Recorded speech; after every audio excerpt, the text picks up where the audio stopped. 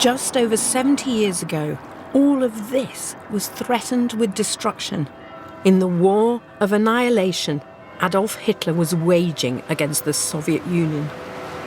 But the defenders of Leningrad would find the strength to resist in unexpected places, including a concert hall. We're about to listen to one of the most extraordinary pieces of orchestral music ever written. Extraordinary not just because of the music, but because of the circumstances in which it was conceived.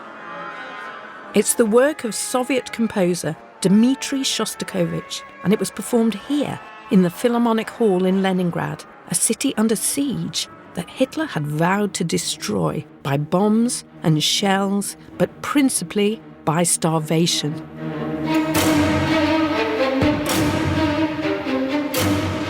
Наступление голода это было очень страшно. Там они бомбили, а вот что голод. Много с людьми было, что они умирали. Просто их собирали на санках, заворачивали в тряпки и на санках везли в общую свалку. Here's another wrapped corpse being hauled by two men to be buried. But alongside is the body of a woman just abandoned. But while Leningrad starved, Shostakovich's symphony crossed continents and oceans, uniting audiences around the world in their struggle against a common enemy. This is the BBC Home Service. It is fitting that this work should receive its first performance in this country on the anniversary of Germany's treacherous attack on Russia. And then, against the odds, the symphony returned to the besieged city, and musicians, some of them literally brought back from the dead, defied Hitler by giving the performance of a lifetime.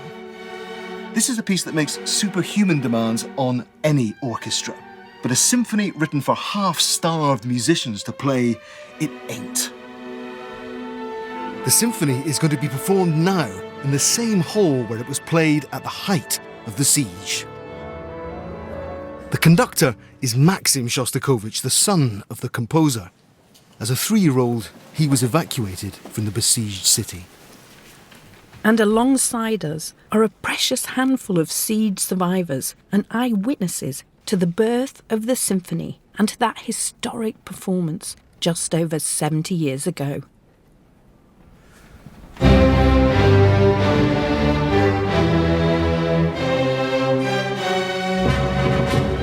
The Leningrad Symphony is a microcosm of the city in those desperate times, a monument to its suffering, heroism and survival. It's a work that shows that when death is on the march and destruction is all around, art can be a weapon, a shield, a lifeline.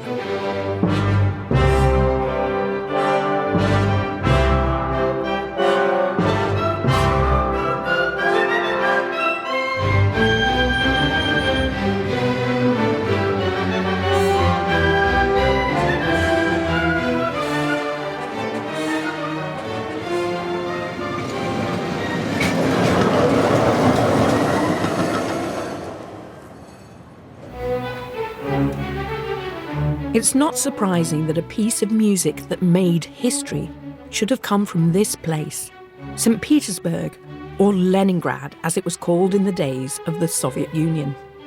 It was built as a showcase of Russian culture, with museums and concert halls, cathedrals and theatres.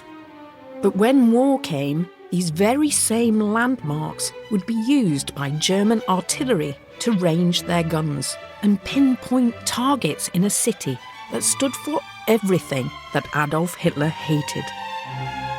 And yet somehow, in the midst of all the destruction, the cultural heart of the city continued to beat. To understand how that happened, you have to understand something about the city itself. Most great cities evolve over centuries, but St. Petersburg was willed into existence in a single generation at the behest of one man, Peter the Great, to make an epic political, economic and cultural statement. Resounding statements have issued from this city ever since.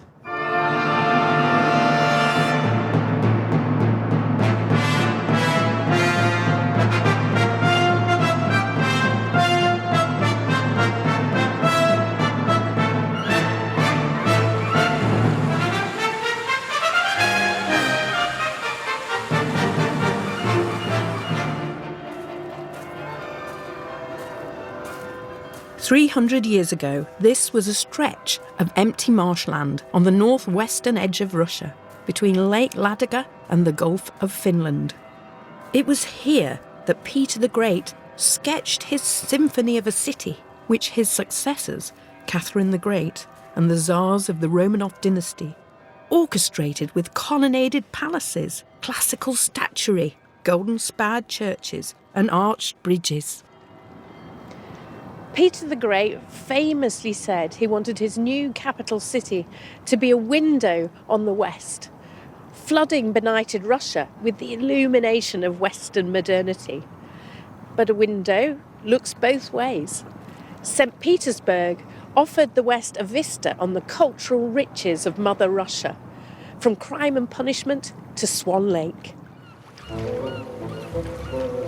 But always alongside the culture were the politics. Politics of a particularly lethal kind. This was a city of the proletariat as well as the intelligentsia, an industrial city of docklands and factories, slums and dives, poverty and unrest, which would ultimately explode into revolution.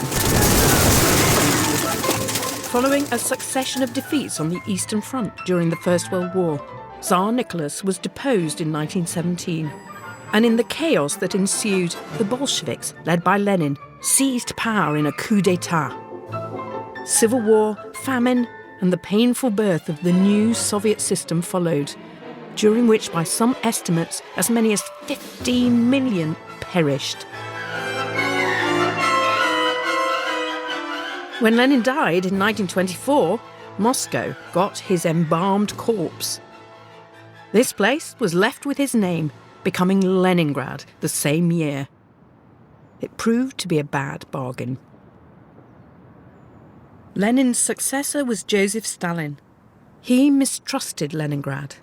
Ethnically diverse, culturally self-confident, and politically independent, the city was a challenge to his autocratic instincts. And so once Stalin had consolidated his grip on power, Leningrad got it in the neck. The back of the neck.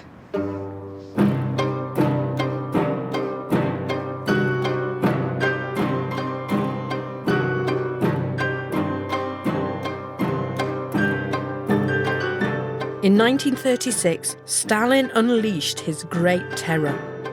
Violent political repression had been a constant in Russian history, but in intensity and scale, there had been nothing to match the mass arrests, show trials, and mass executions of Stalin's terror, inflicted across the Soviet Union.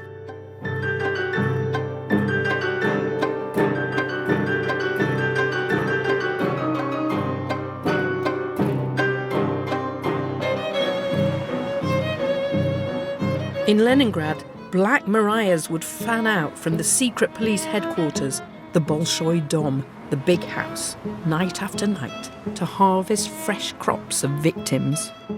Tens of thousands were sent to the labour camps of the Gulag. The rest ended up here. This small forest 18 miles north of Leningrad is known as the Levashovo Wasteland. This is where the bodies of those shot by the secret police were dumped.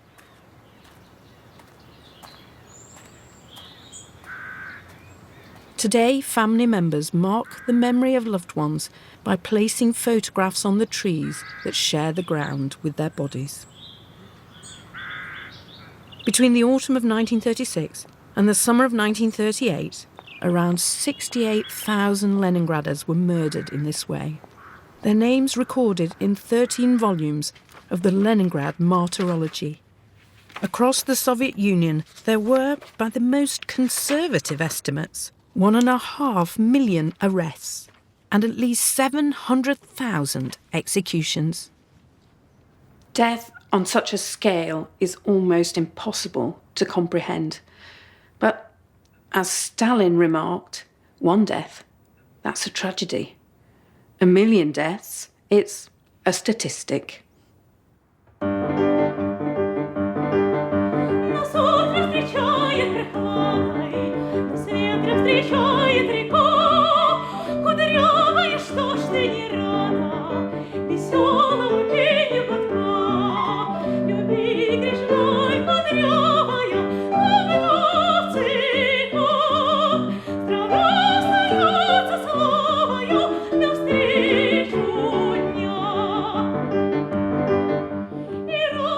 During the Great Terror, the composer Dmitri Shostakovich, like everyone else, walked a tightrope. A native of Leningrad, he was a prodigy of the city's celebrated conservatory. And while still a teenager, he won international fame with his first symphony and established his claim to be the leading composer of the Soviet era. But status brought no immunity from Stalin's terror. Far more helpful to Shostakovich was The Song of the Counterplan, which he'd written for a hit movie in 1932 and which was said to be one of Stalin's favourites.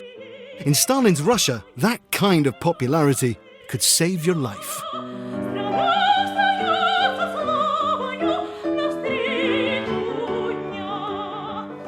With its refrain like a fixed grin, the Song of the Counterplan expresses the profound optimism now demanded of Soviet composers. As Stalin himself said, life is getting better, comrades. Life is becoming more joyous.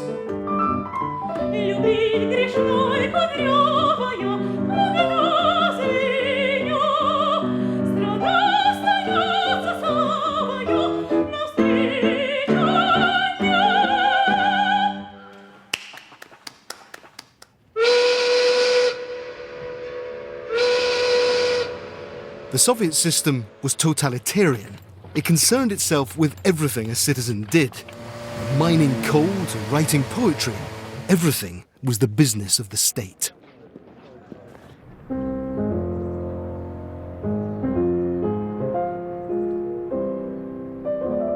But when it came to music, the cultural commissars were conflicted. They sensed that music could be a useful tool, but could it be trusted to toe the party line? Vladimir Ilyich Lenin loved Beethoven, but that very passion troubled him, because what if his love for the Appassionata Sonata were to sap his revolutionary zeal?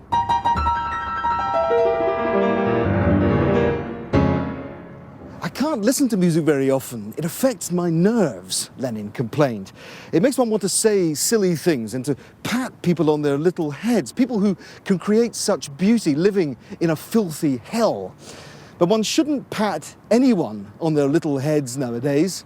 One should beat them mercilessly. Not that we want to use that kind of violence against anyone, ideally. But our duty is infernally hard.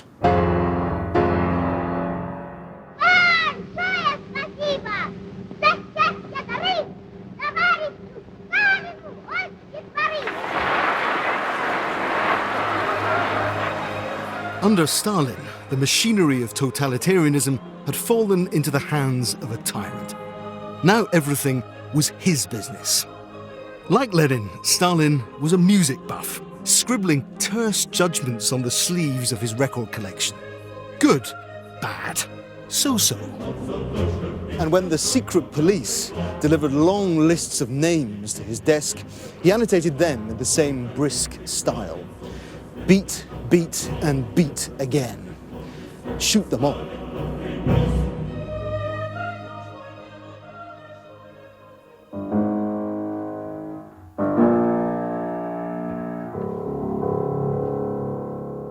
But at a time when the pressure to conform weighed like a mountain on the artistic life of the Soviet Union, Shostakovich dared to break free.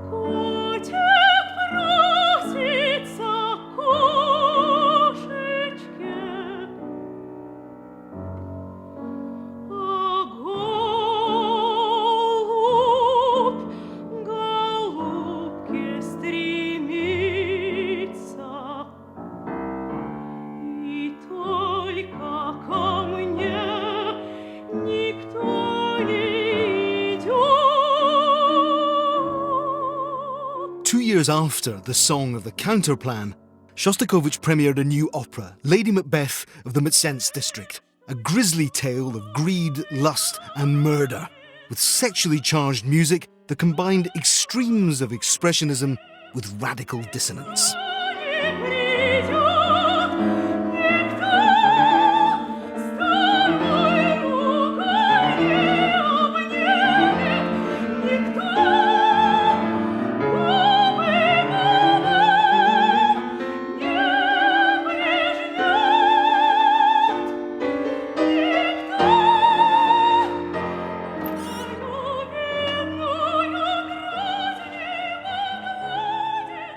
By choosing a story set in the bad old days of the Tsars, Shostakovich must have felt that he'd done enough to be politically correct.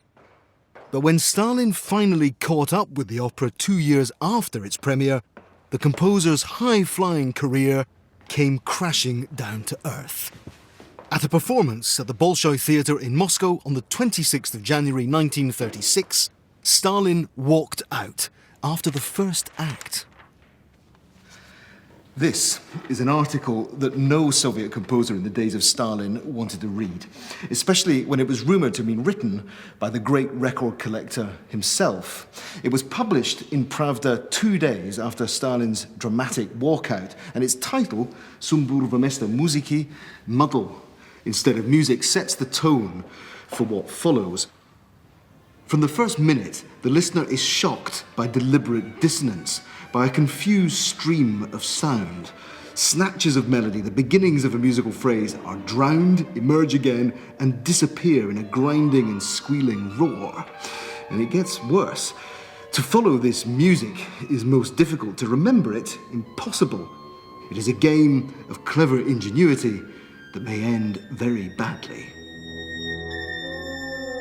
Maxim Shostakovich, who as a conductor would work closely with his father, saw as a child the crushing effects of Stalin's disfavor.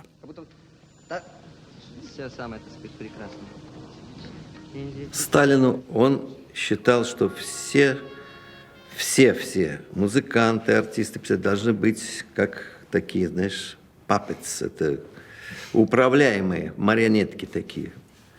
Вот. И, конечно, это привело к тому, что вот это после этого все произведения его были запрещены, и жизнь его очень усложнилась.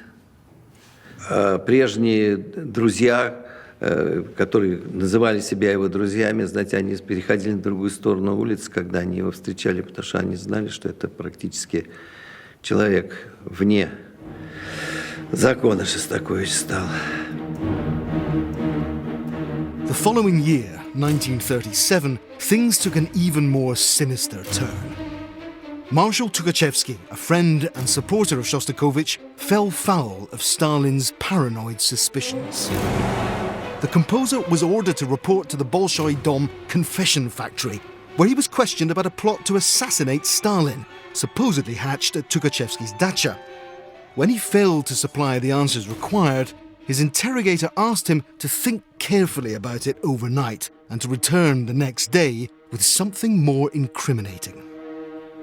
На следующий день он, уже попрощавшись с моей матерью, понимая, что ему грозит ГУЛАГ, а может быть даже и расстрел, он пришел к кабинету этого следователя, там был какой-то кабинет. Он сидит час-два ждет, никого нет, никак. Наконец, когда прошло, может, очень много, может, часа 3-4 он ждал около этого кабинета.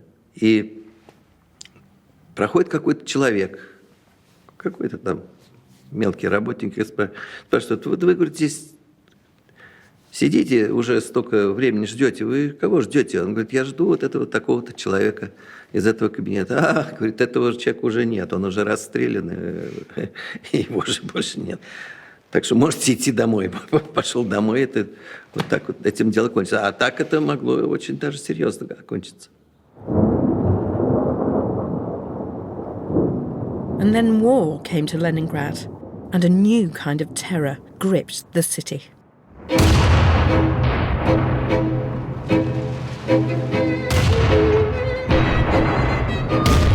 For the Soviet Union, the German invasion on the 22nd of June 1941 was swift and shocking.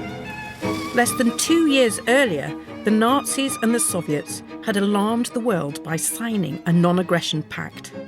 And at first, Stalin simply refused to believe that Hitler had broken it. The scale of the onslaught soon became clear, with German panzer divisions storming across an 1,800-mile front deep into Soviet territory, east towards Moscow, southeast into the Ukraine, and northeast through the Baltic states towards Leningrad. Perched on the northwestern edge of Soviet territory, Leningrad was especially vulnerable to the German advance, coupled with a blocking move from the Soviets' old enemy, the Finns. As the Red Army fell back, the city on its neck of land between the Gulf of Finland and Lake Ladoga was very soon in danger of being cut off from the rest of the Soviet Union. On the 8th of September 1941, the encirclement was complete. Hitler ordered his generals to halt their advance, to hold their positions, and to starve the city to death. Hitler loathed Leningrad. When Paris fell in the summer of 1940, he came to gloat, but the sight of the French capital inspired a grudging respect. For Leningrad, he had no respect. To him, it was a city of subhuman Untermensch, Slavs, Bolsheviks, Jews. Their city could be destroyed, and in the cruelest way imaginable, deliberate, slow starvation. Rationing had been introduced in Leningrad in July. To begin with, the ration levels were generous, workers receiving double the amount given to so-called dependents, women, children, the elderly. But once the siege began in earnest, the ration quickly fell, and for dependents, the fall was acute. From 400 grams a day in July 1941 to just 125 in November. Less than 20% of the calories needed to survive. This is what 125 grams of bread would have looked like. It's pitiful, but this was the daily ration for dependents during one of the coldest winters ever known. This is good quality bread, made from lovely fragrant flour. During the siege, bread was adulterated with all sorts: pine shavings, animal fodder, the sweepings off the bakery floor. It came out looking and tasting like a lump of damp clay. Yet, to a city ravaged by hunger, this was the most precious thing on earth. The Soviet ration system was based on principles originally developed in the Gulag, where food was distributed not according to need, but according to your capacity for work. But keeping a family alive did not count as work. The work of sheer survival fell mostly to mothers. Getting up at dawn, cold and famished, summoning the energy to get out and join a bread queue, and then to stand there for hours in bitter cold, exposed to artillery and bombs, and all for a meagre ration of adulterated bread. So what use is a composer to a city under siege? What kind of work should he do? Turned down for active service, Shostakovich dug trenches before being assigned to fire-watching duties on the roof of the conservatory. A perfect photo opportunity that produced an image that would later come to define the siege. Firefighter Shostakovich composing despite the bombs and the shells. And like all the best propaganda, it was true. On the 19th of July, just a few days after the fall of the Russian city of Smolensk, he began work on a new composition. A symphony, his seventh, in 4 movements.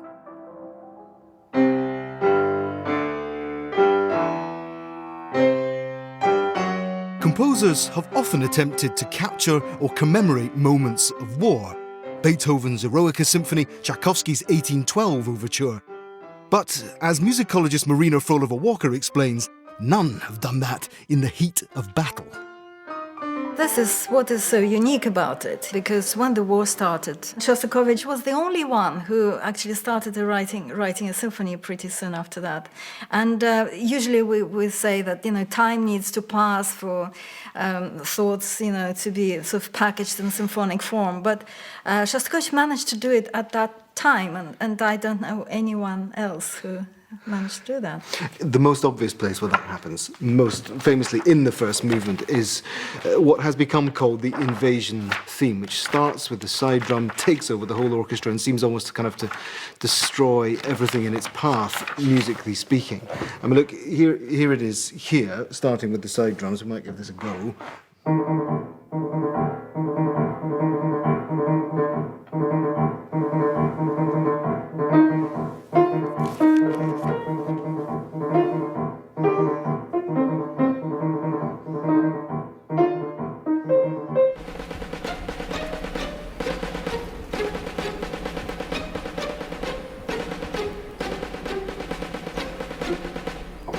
And so it goes on, the same inane little tune, repeating and repeating a dozen times, building and building, pianissimo to fortissimo, for more than 340 bars.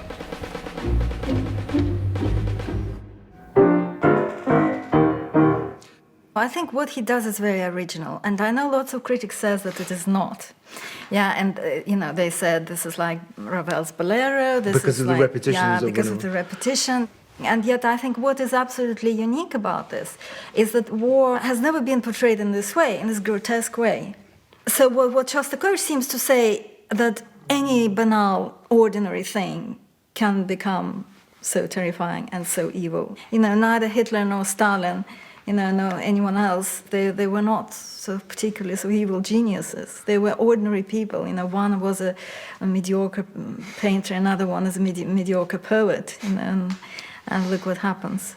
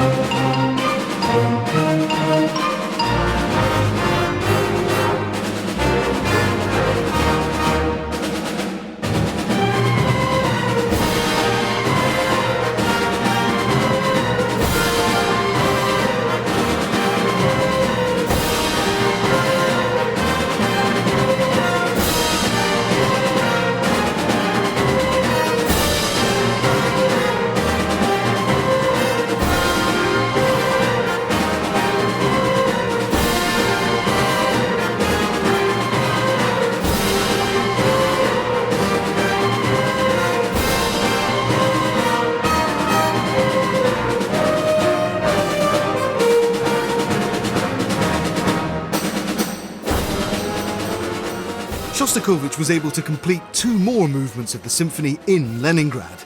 But at the beginning of October, as the military situation deteriorated, he was airlifted out of the city with the 4th and final movement incomplete. Дети, мы знаем, и я знаю, что мы сейчас полетим на самолете из Петербурга. Вот. И я говорю: папа, а что если немец нас сейчас как трахнет? И тут я первый раз сказал букву «Р».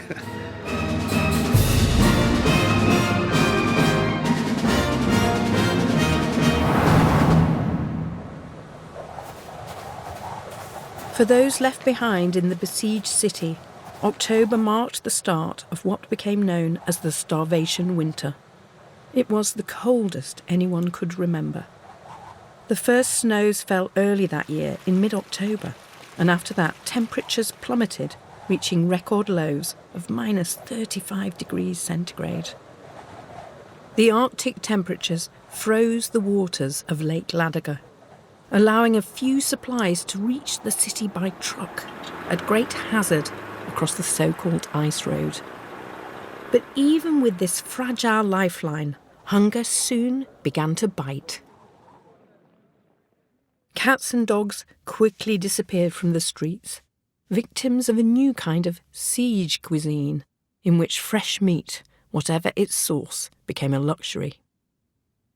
As for the rest, a typical siege menu consisted of rissoles made of mustard and carpenter's glue, and soup made from boiled leather belts. Throughout the siege, the city was under threat from artillery and air raids. But Leningrad was not blitzed to the ground. For most, death would not be sudden and violent, but slow and agonising. By November, the first deaths from malnutrition were being reported. The authorities insisted on the use of the word dystrophy, a euphemism that failed to obscure a terrible truth. Leningrad was starving. This is a very compelling, shocking photograph. On the face of it, it looks like a bent old woman hauling her son.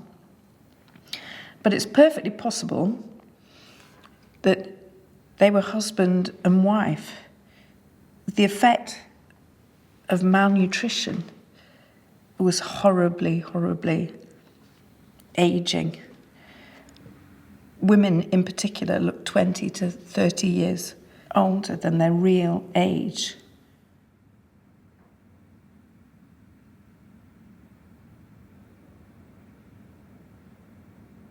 But also, this young man is not as well fed as he appears.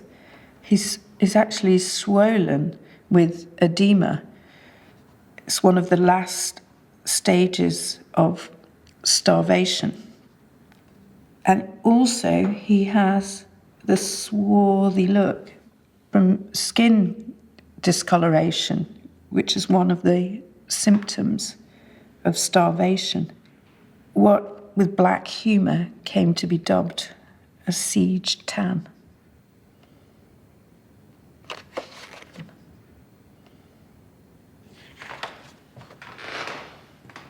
By December, the first mummies have appeared, corpses of loved ones wrapped in fabric to be taken to improvised graves.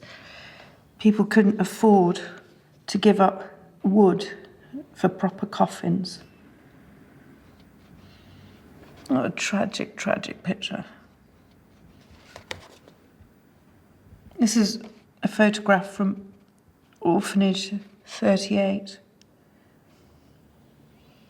Orphanage staff reported dying mothers using the very last of their strength to carry their babies and small children to the orphanage, to leave them there, and then to go home to die.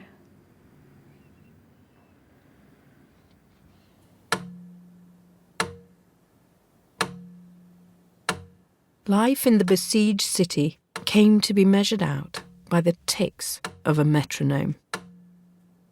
It was broadcast on Radio Leningrad in the breaks between programmes and was meant to show that the city still lived.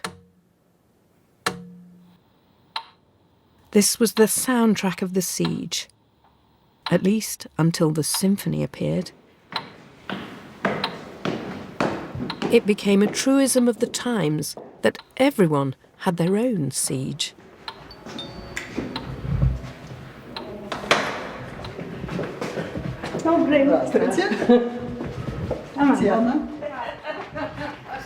Спасибо большое. Спасибо. Ага. Ох, какие розы. Я люблю цветы. Ага. Ох, очаровательно. Батюшки уже что-то снимают. Господи, без предупреждения. The memories of 91-year-old Olga Kavade remain pin-sharp. Olga, how old were you when the siege began and what were you doing? 17 было. А 18 мне исполнилось в январе, 26 января 42 года. И я 5 часов стояла в очереди, чтобы получить по карточке вот эту маленькую порцию хлеба. Был холод, мороз был почти 30 градусов. Это январь 42-го. И вот думала, как я мечтала о том, что я буду встречать 18 лет. И вот я в результате стояла. Я только что похоронила отца и деда.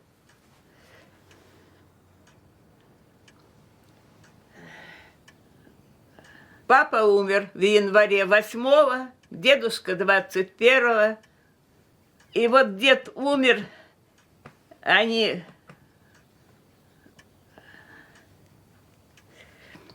прочитали над ним молитвы, которые полагается, завернули его в старую портьеру,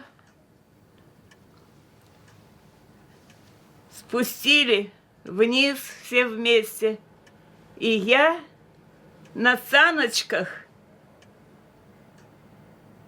деда повезла в том морг. Это простить трудно. Вот так. А дед был глава семьи, вокруг него все, его все очень любили. Ну ладно, поехали дальше.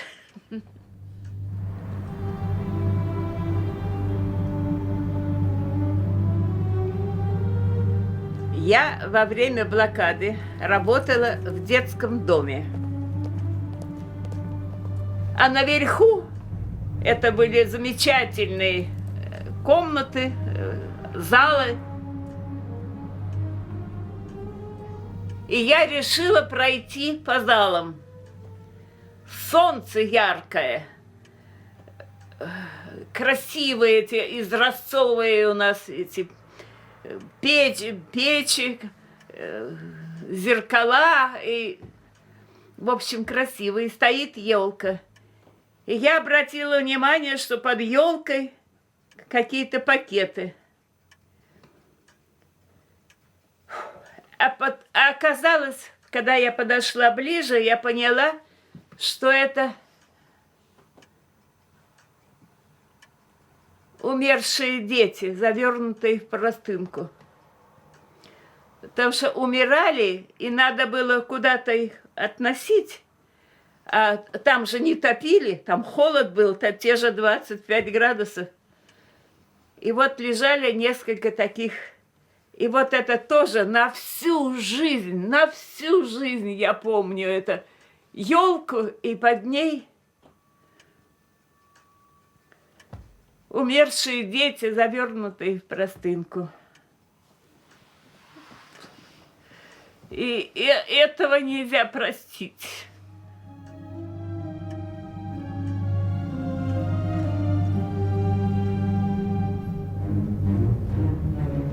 Far away from the suffering city, Shostakovich struggled to complete the Seventh Symphony.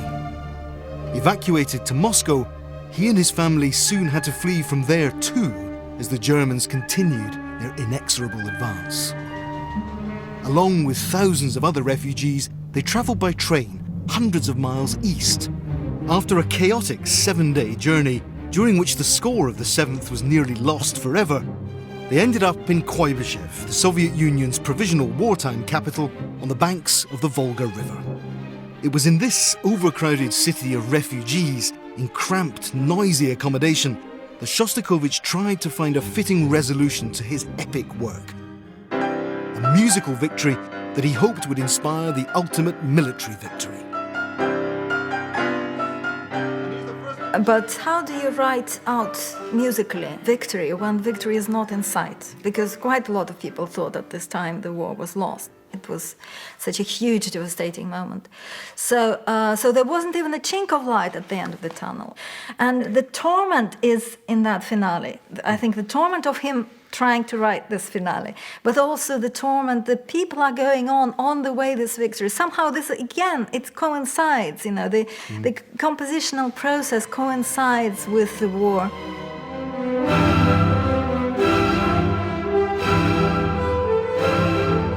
People can say you can't read all this into music, but this is what happens with music, which is programmatic. So it's telling a story. Yes, and he has to get through gradually, literally semitone by semitone. He moves up another page of music, and then he moves another semitone up, and then another page. So it's going painstakingly slowly. But then when it finally comes, then there's this sense of elation. He must have been very pleased with himself. You know, he usually was when he wrote something good. Моя седьмая симфония навеяна грозными событиями 1941 года. Нашей борьбе с фашизмом, нашей грядущей победе над врагом, моему родному городу Ленинграду я посвящаю это сочинение. Сейчас я сыграю отрывок из первой части седьмой симфонии.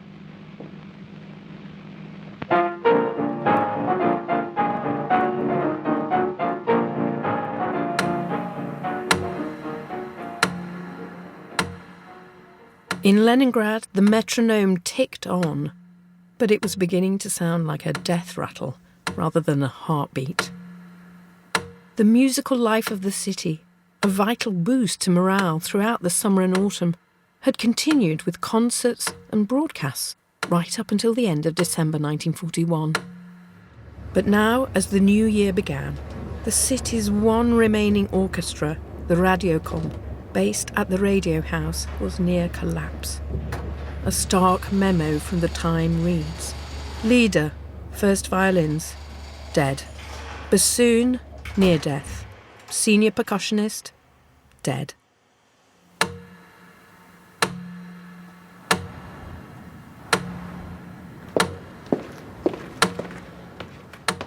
But it was in the snow-choked courtyards, frozen stairwells and cramped rooms of the city's communal apartment blocks that the daily grind of survival was at its most implacable.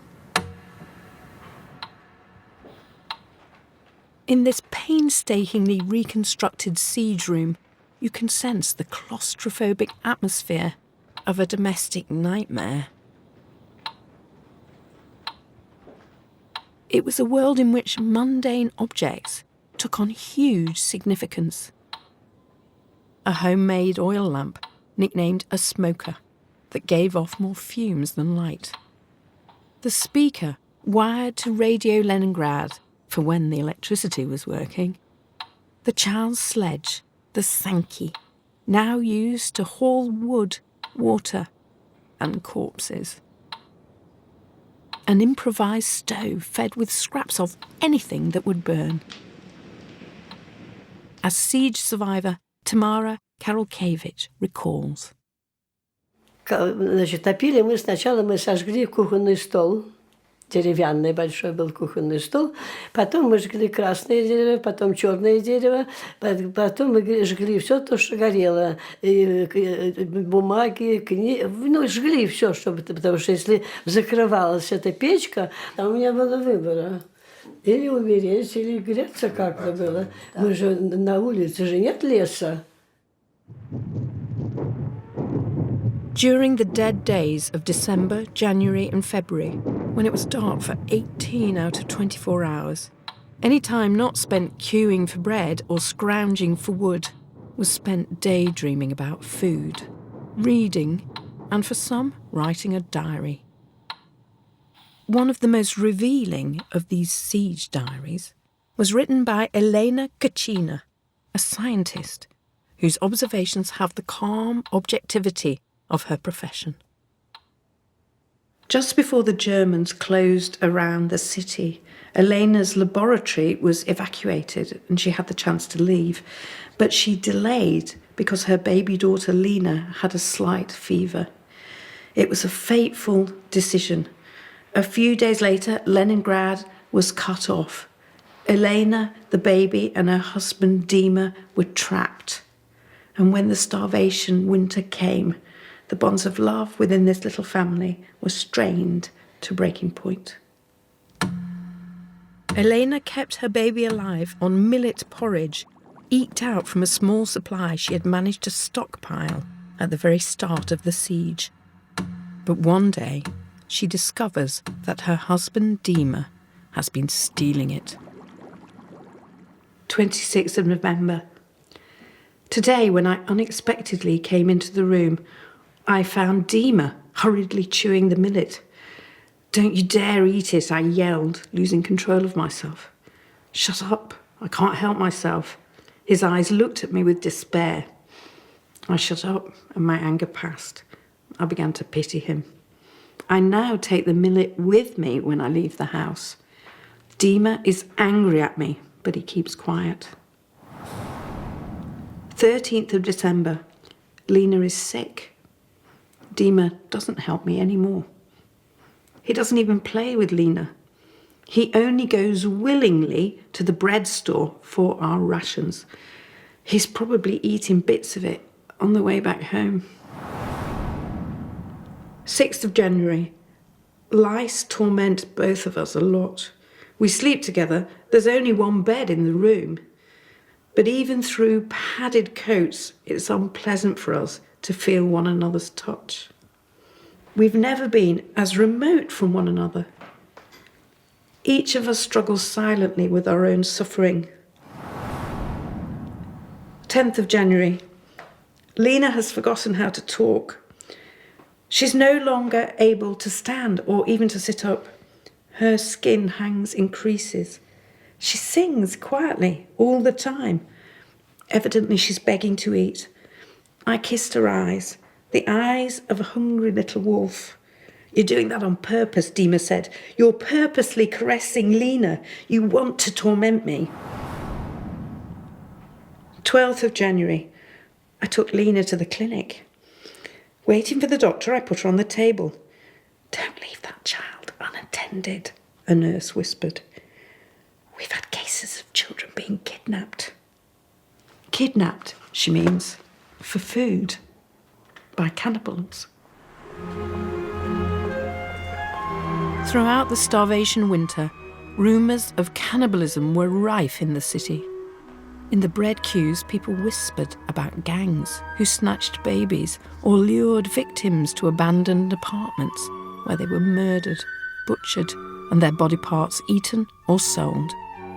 After the war, cannibalism became one of the siege's greatest taboos, a grisly legend, officially denied but never entirely repressed. It wasn't until the collapse of the Soviet system that researchers were able to assess the hard evidence documented in the files of the secret police. What they discovered were not marauding gangs of baby-snatching murderers, but for the most part, desperate women, new to the city, without resources, work or connections, sometimes even without ration cards. Some scavenged flesh from the corpses that lay in the streets. Others, in the most extreme cases, murdered one of their own children to feed the rest. These eyewitness scenes, painted during the siege by artist Mikhail Georgievich, capture the frenzy of hunger that drove some Leningraders to prey on their neighbours. Nevertheless, in spite of terrible privation, order in the starving city never broke down.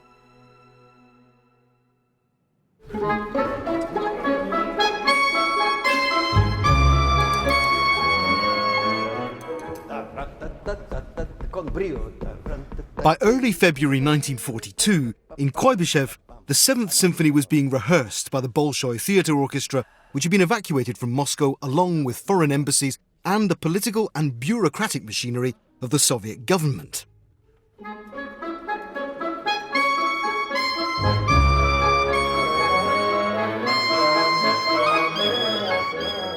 Shostakovich, himself a refugee, attended the run-through of the first two movements, and as he later wrote, "For half a day I rejoiced over my baby."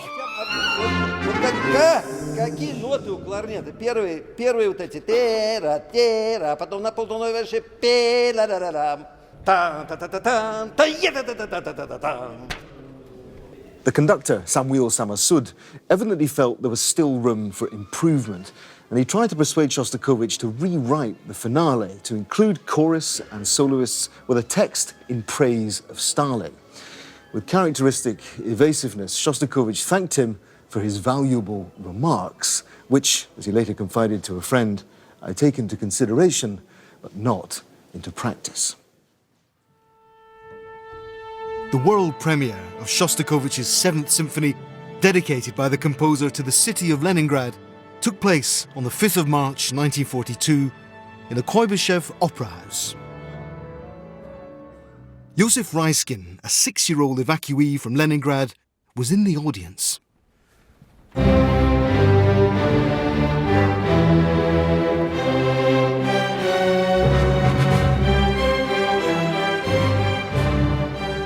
Вы знаете, я, конечно, был предупрежден старшими о том, что я должен вести себя, так сказать, смирно, тихо. Я боялся пошевелиться.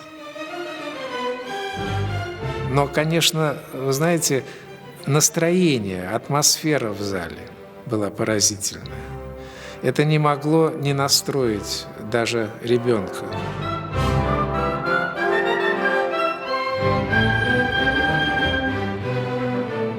Но, знаете, эта музыка, с одной стороны, я видел, как она зал придавливает, и в то же самое время и возносит тоже.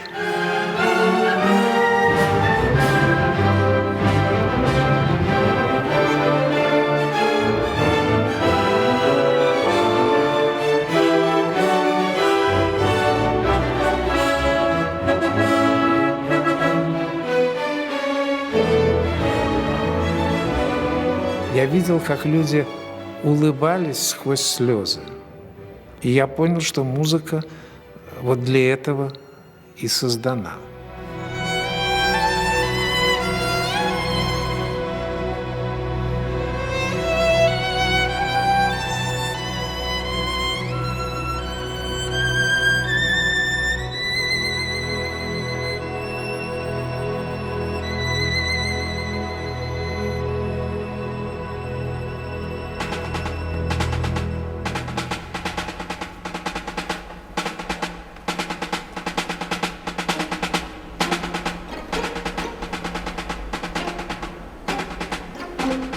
Вот это поразительное ощущение ужаса, особенно в первой части, после замечательного этого домажорного вступления, широких таких богатырских тем, чисто русских, когда появляется это змеиное шествие, крысиное, как его называли многие, это ужасно действует. А потом, когда этот марш обрастает железом и кровью,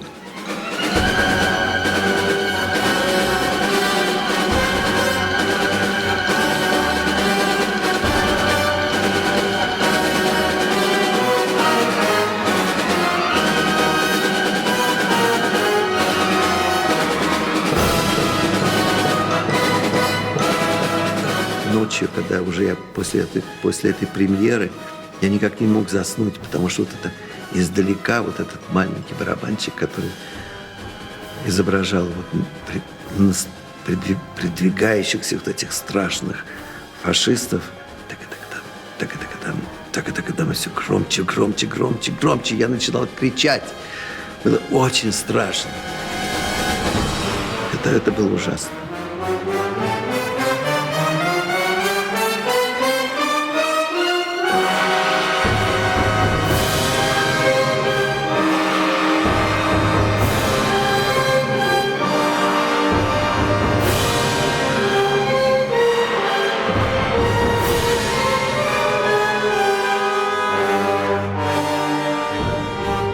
Что я могу сказать? Аудитория была удивительно благодарной, при том, что музыка эта кажется не самой популярной, но тем не менее она была воспринята залом замечательно.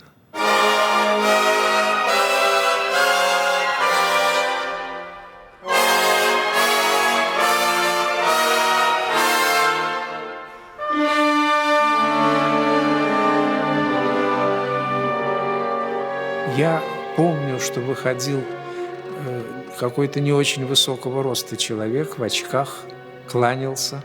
Мне сказали, что это и есть Шостакович. Нельзя было не оценить, конечно, этого контраста. Человек скромный, на поклонах он сгибался пополам, ну, прямо как паяц. И, конечно, контраст между той грандиозной бурей звуков, которые он вызывал своей рукой, написавший все это, и вот его обликом, таким простым и, в общем, достаточно скромным. Это вообще музыка Шостаковича, это о человеке, это его о человеческом, так сказать, вообще это его. Он защищает человека своей музыкой. Вот. От этой страшной машины насилия, смерти, убийства. Later that March, the Leningrad Symphony was performed in Moscow. As Shostakovich took his customary sheepish bow, one observer commented, "This man is now more powerful than Hitler." Shostakovich would move to Moscow, where he'd remain for the rest of the war. But his Seventh Symphony was about to begin a remarkable odyssey across a war-torn world.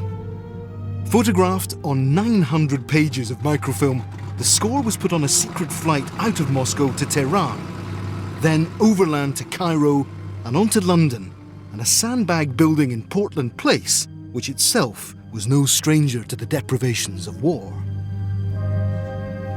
This is the BBC Home Service. Many of you will already know that the length of the Shostakovich... The arrival of the Leningrad Symphony at the BBC caused consternation. They'd heard rumours that it was big, but no one realised just how big until the microfilm pages had been turned into a score. At his first rehearsal at the Maida studio, conductor Sir Henry Wood timed the symphony at 78.5 minutes, which meant that when broadcast, it would overrun the sacred chimes of Big Ben at 9 o'clock. As this internal BBC memo reveals, the presentation editor, a Mr. Phillips, suggested tentatively that the symphony be broken between the third and fourth movements to accommodate the 9 o'clock news bulletin. Well, in the end, wiser deputy heads prevailed, and it was decided that the symphony could indeed go ahead uninterrupted. And as for the chimes of Big Ben, well, they just have to wait. It is fitting that this work should receive its first performance in this country on the anniversary of Germany's treacherous attack on Russia. It was written in the besieged fortress of Leningrad, and the last movement interprets the faith and aspirations of Russia, crystallized in its title, Victory.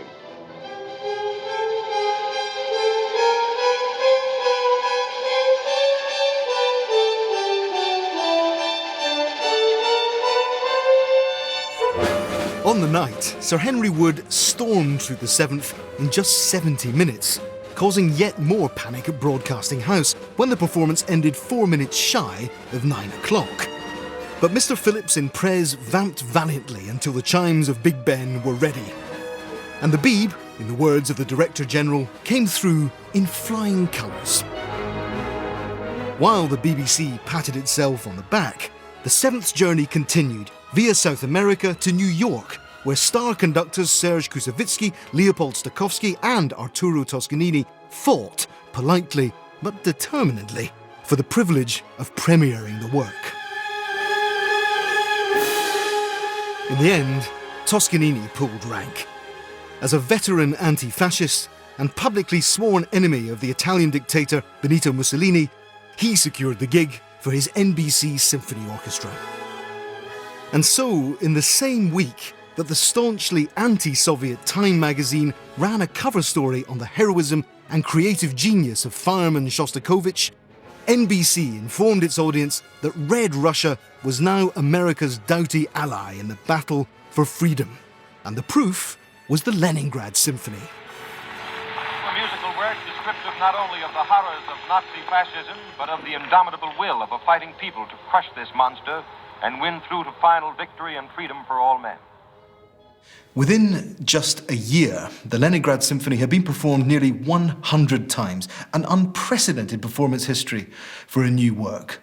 There was, though, one place where it had yet to be performed, the city where, of course, it meant most of all.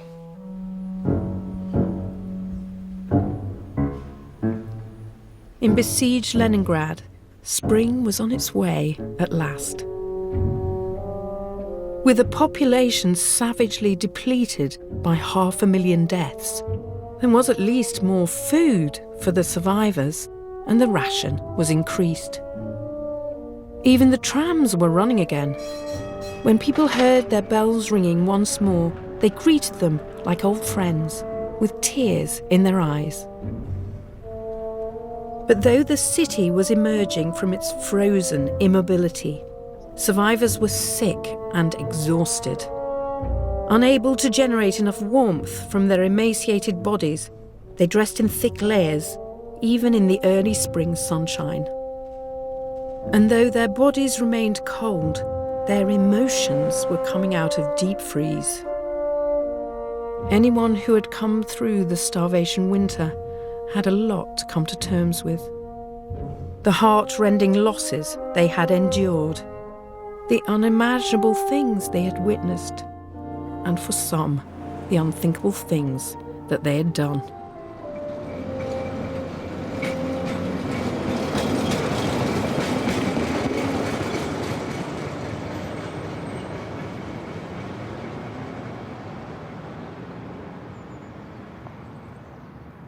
So what had happened to Elena, Dima, and baby Lena? Somehow all three survived through a mixture of sheer luck and outright theft. Once Dima had perfected a method of stealing loaves of bread using a sharpened walking stick. In her diary, Elena allows herself few illusions about what hunger can do to a person. Heroism, self-sacrifice, the heroic feat. Only those who are full or haven't been hungry long are capable of these. As for us, we came to know a hunger that degraded and crushed us, that turned us into animals. May those who come after us and happen to read these lines have mercy upon us. As the thaw set in, the city authorities dragooned Leningraders into a clean-up operation. Teams of women were ordered to remove tons of yellow snow, encrusted with months of accumulated human filth. And as the weather improved, the planting of vegetables became a top priority. And some Leningraders discovered their green fingers. И вот эту посеяли свеклу. Вот такая была свекла. И вот такие сорняки. И вот надо было полоть. День полола, два полола. И у меня руки были темно-зелеными. Страшные зеленые, как у лягушки. But it would take more than cabbages and a clean-up to restore the city's shattered morale. At some point, a party apparatchik called up the radio house and told them to take the bloody metronome off the air. What the city needed was music, and not just recorded music. As a matter of the highest urgency, the radio house was ordered to bring its orchestra back from the dead.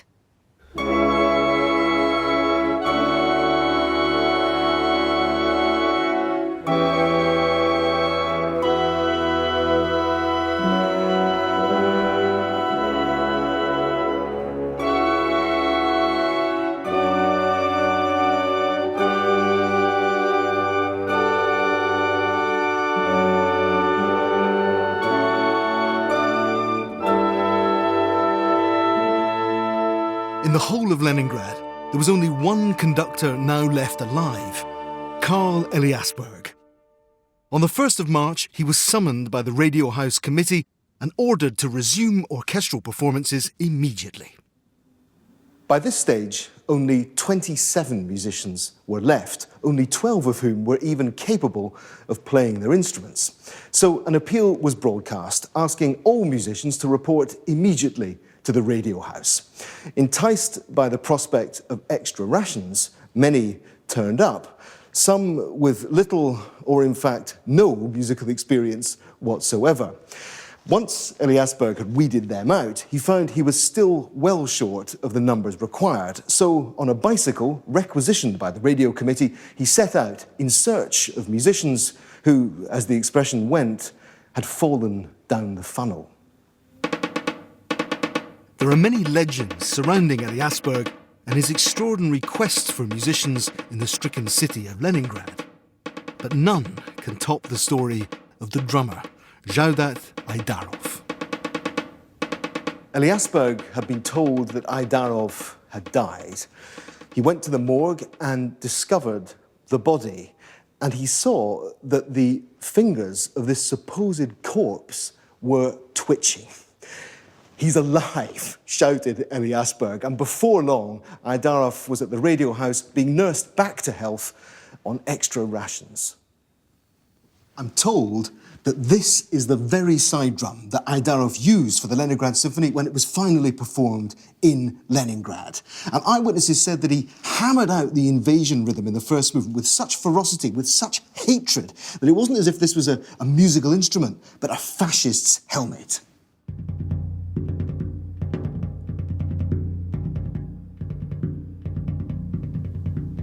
Bringing half-dead musicians back to life was just the start. Eliasberg's next miracle was to mould them into a working orchestra. By necessity, they were a mixed bunch, but they had one thing in common. All were veterans of the siege, with the experiences and the scars to show for it. Tuba player Alexander Shatovsky was a frontline soldier who lost his wife and son during the siege. Viola player Isaac Yazleniavsky extinguished incendiaries that rained down from Luftwaffe bombers. Flautist Galina Yersheva worked in a munitions factory and performed for soldiers on the front line. Cellist Andrei Safonov scaled the golden spires of city landmarks to camouflage them with canvas and grey paint. And student Zhenya Matus was asked to pay for the repair of her oboe with a tasty dead cat. Viktor Kozlov, a clarinetist who played under the conductor after the war and later wrote his biography, explains how Eliasberg turned these survivors into an orchestra. Но, говоря о качествах Элиасберга, необходимо сказать, что все свои требования он начинал всегда с себя. Несмотря на то, что первые концерты оркестр играл, кутаясь во все, что угодно, потому что было очень холодно в залах, Элиасберг выходил во фраке и в белоснежные манишки. Он не позволял себе отойти от даже вот такого внешнего образа культуры. Но никогда он не повышал голос, безошибочной позиции дирижера. Он никогда не говорил впустую, никогда не мучил никого повторениями, потому что он знал, что он хочет слышать, и зачастую даже руками объяснял, что он хочет. The first rehearsal of the reconstituted Radiocom Orchestra was attended by just 14 musicians. Some were so weak they couldn't climb the stairs to the rehearsal room on the first floor, so they remained downstairs and listened while their stronger colleagues played. Есть такая знаменитая формула, когда говорят «пушки, музы молчат». По всем социальным событиям, происходящим в годы во время войны, оркестр не должен был работать. Это на самом деле выглядело как победой духа над оружием. Leningrad had got its orchestra back. Now what it needed was its symphony. Aware of the huge propaganda value the symphony had built during its world tour, party bosses in Leningrad ordered the radio committee to get hold of a copy of the score and get it into the city as soon as possible. On the 2nd of July, after a perilous flight, an aircraft landed in the city with a load of vital medical supplies and the score of the 7th in its hold. The Leningrad Symphony had come home. And this is it. The full conductor's score in 4 volumes, delivered like some kind of secret weapon to the besieged city. And this is the very score that had been used at the Kuibyshev premiere. Now, when Eliasberg opened this score for the very first time, his reaction was simply to say, this is impossible. I mean, look at the demands that Shostakovich is placing on his orchestra here. Eliasberg could see there were 115 musicians used for that premiere. 8 horns, 6 trumpets, 6 trombones. This is a piece that makes superhuman demands on any orchestra. And you know, Shostakovich's 7th may be many things, but a symphony written for half-starved musicians to play, it sure ain't.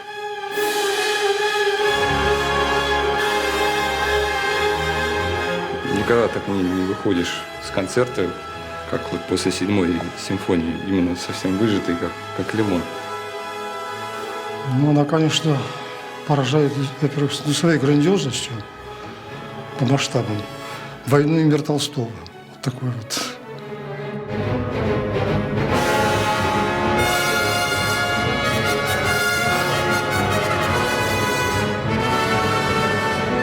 Понять, как это происходило, то понять это невозможно. Это был один из тех величайших подвигов, которые совершил весь советский народ во время войны.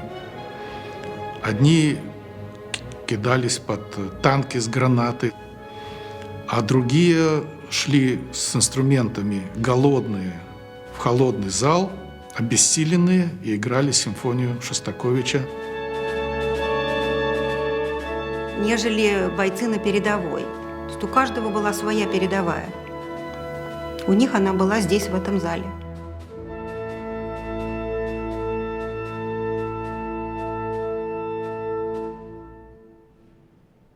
Пришла домой. Ну, а тетка говорит, и вот будет концерт филармонии. Боже мой, филармонии. Даже было в голове, не могло быть. Это была страшная зима. Люди растерялись многие.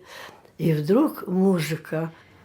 А у меня руки темно-зеленые, страшные. Господи, Боже мой. Я боялась идти, потому что стыдно. А филармония – это для меня, как-то самое высокое, самое святое. The first performance of the Leningrad Symphony in Leningrad was announced for the 9th of August 1942. Before the concert began, one last instrument, not specified by Shostakovich, was added to the score. A massive Soviet barrage targeting German artillery positions and designed to ensure that the performance was not interrupted. And so the stage was set for the Radiocom Orchestra, conductor Karl Eliasberg, and for Dmitri Shostakovich's Leningrad Symphony, in front of an audience of more than 1,000. No recording of the concert has survived, no film, not even a photograph. Nothing remains of the August the 9th performance, except for the memories of those who were there. But these are indelible.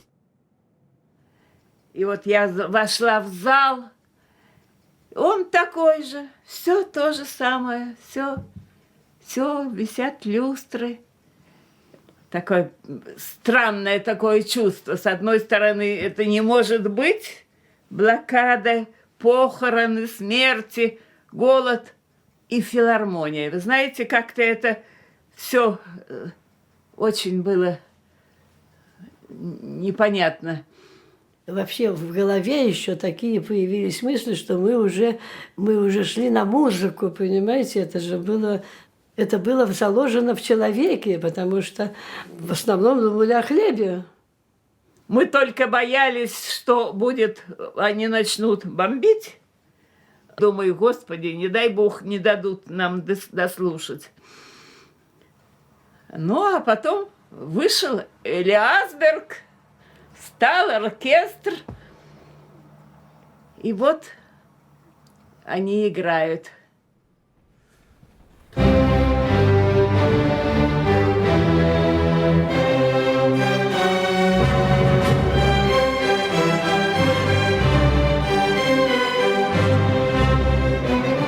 А кто не голодал? Да все голодали.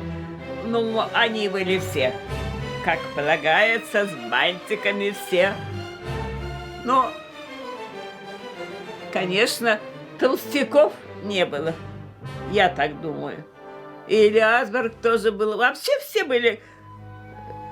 Модно было быть худым.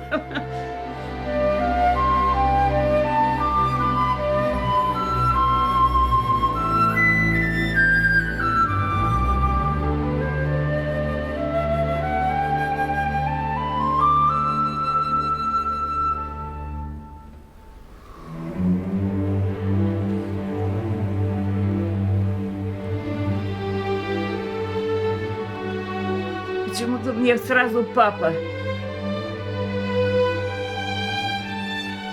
Папа любил хорошую музыку, сам играл, и меня приучали к этому. И вот я вспомнила, что как папа меня водил в филармонию, и думаю, он как-то это слышит.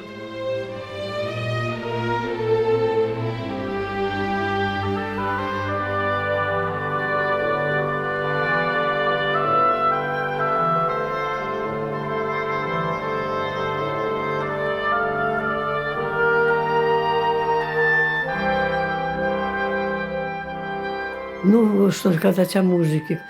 Музыка может сказать о себе, так сказать, лучше, чем человек.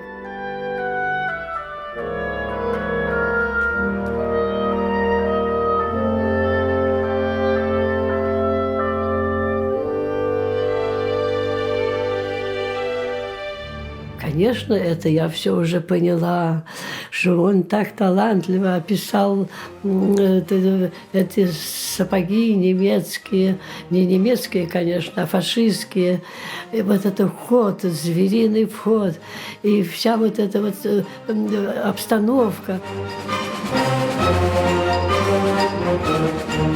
А потом какой-то просвет, какой-то луч, который дал надежду.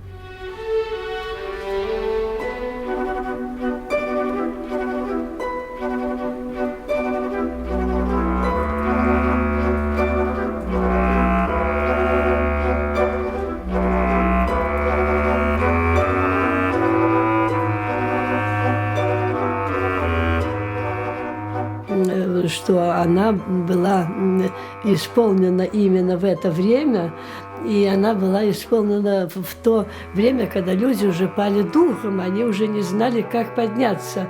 И когда они выходили, что они уже получили такой заряд.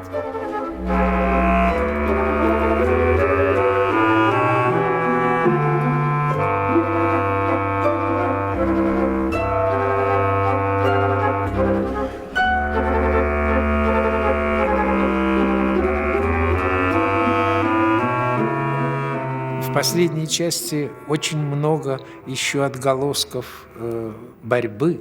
Она не завершена в предыдущих частях. Она продолжается, и как раз грандиозная битва развертывается в последней части.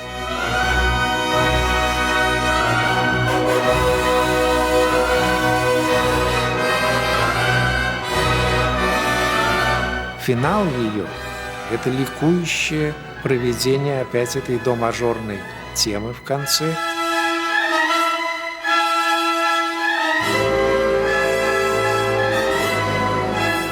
Эта симфония, конечно, победа.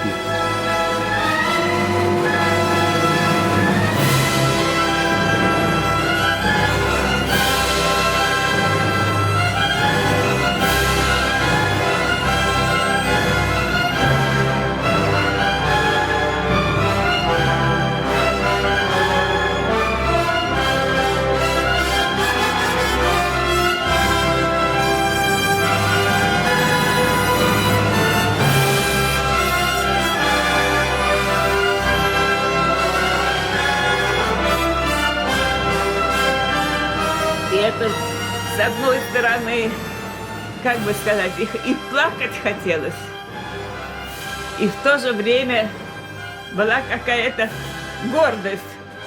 Вот черт возьми, а у нас оркестр, а мы в филармонии, и сидите вы там. Хотя это смешно, кругом немцы нас постреляют, а в то же время вот какое-то чувство превосходства.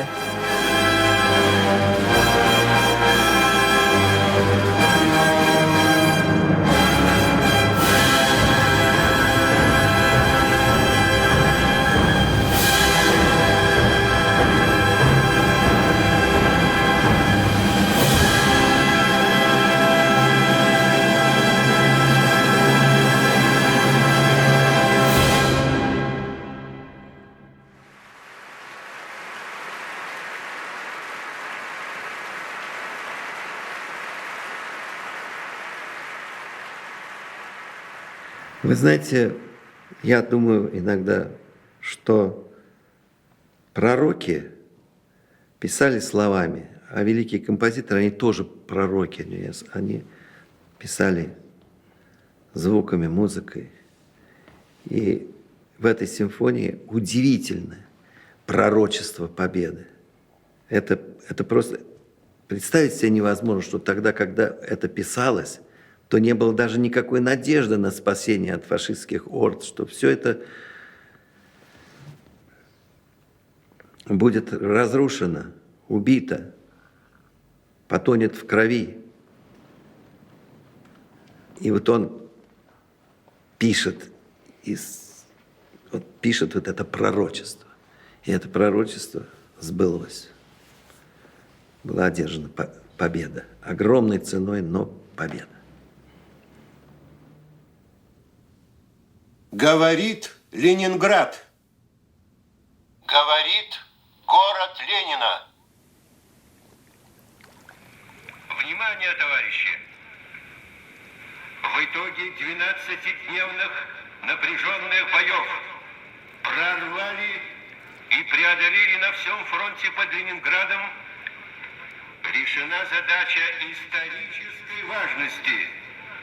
Город Ленинград полностью освобожден от вражеской блокады и от варварских артиллерийских обстрелов противника.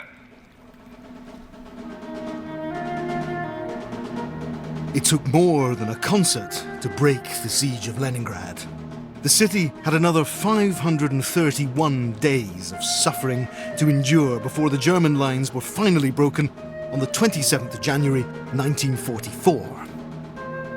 But after the war was over, it was discovered that the performance of the Leningrad Symphony that evening in August did play its part in the victory that followed. That night, Radio Leningrad had taken the fight directly to the enemy by broadcasting the concert on loudspeakers across the front line. A shrewd psychological blow that found its mark. Но эту же музыку слушали немецкие войска. И немецкие офицеры тоже слушали эту музыку. Они потом признавались об этом Лясбергу уже после войны, когда они прошли все наши лагеря. Они потом после войны признавались Лясбергу, что это они поняли, что в этот город они не войдут. А некоторые из них просто сдавались в плен, потому что поняли, что ситуация проигрышная. То, что еще, может, не понял Гитлер, эти немецкие офицеры поняли.